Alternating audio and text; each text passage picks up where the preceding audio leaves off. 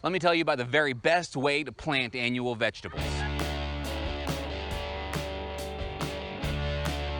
So my very favorite things to plant are perennials. I love my trees. I love my blueberries. I love my raspberries and blackberries. I love my goomy berries. I love things like my strawberries and yarrow and comfrey, and there's so many other things I could list. I got my horseradish in the front yard, my Apios americana, the ground nuts. There's so many different things, and those are my very favorite things to plant because they just keep on coming back year after year. You don't really have to do a whole lot for them. The trees you have to prune, but very, very easy. In our journey, I focus so far more on our perennials than our annuals, but I am doing the work. I am trying to figure out, learn how to work our annual garden, because there are some things that are really very nice, like the tomatoes and the cucumbers and the peppers and things like that. Things that are annuals that you have to plant every year. And that's what we're doing back here. You saw maybe a week or two ago that we planted this stuff that we got from Walmart. There's a couple of peppers that Rua picked that just spoke to her, and then a tomato that spoke to her. And after that, we planted over here some Asian yard-long beans right here in this row behind me. This one right here,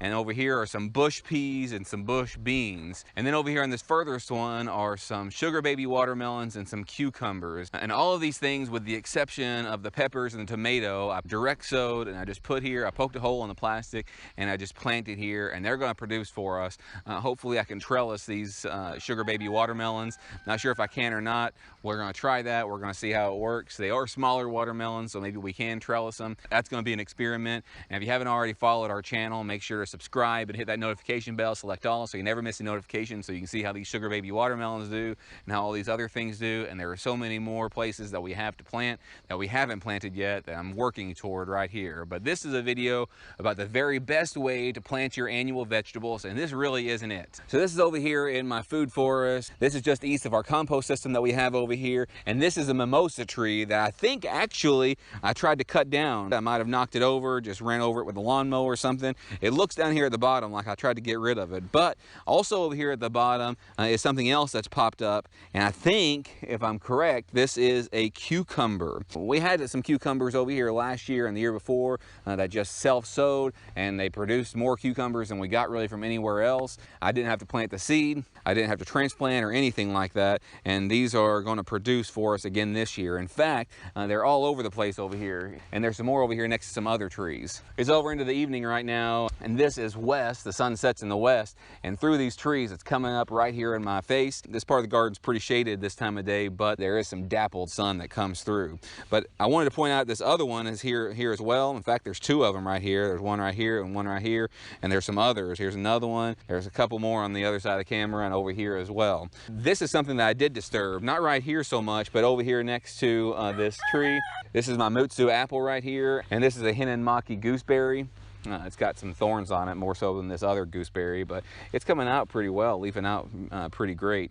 But I did disturb over here, and I put some compost over here, but over here I didn't. There's some more over there as well. I say all this just to tell you that if you can plant some of these annual vegetables like cucumbers, you might not know exactly what kind you have. These over here that I planted in the garden underneath the black plastic that I showed you at the very beginning, and the first two were Boston pickling, then there's a market cucumber, and then there's a white spine cucumber. So I know what kind I'm going to get from those, from the varieties. These I have no clue, but if they're the ones that's come up in the last few years, then they're delicious. The kids eat the fire out of them. They eat all sorts of them. So I've been over the last couple of weeks and I haven't done any videos of it. We've got a whole lot of old seeds. The longer as they sit there, the worse germination rate we're going to get. So I've went around and by a lot of these trees, I've planted some old seeds. In fact, here's something by this Mutsu apple that's coming up. This is a sugar snap pea here.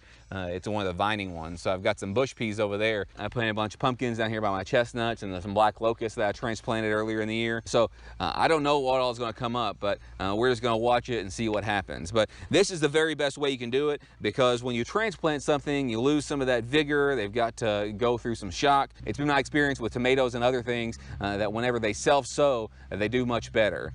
So be careful when you weed. Be careful when you weed. Again, we thank you so much for your support. If you want to look for other ways to support us, look down in the description box below. All those things that you do to support us help us to produce more content for you and goes to the farm here. So we really appreciate things like that. Until the next time, thanks.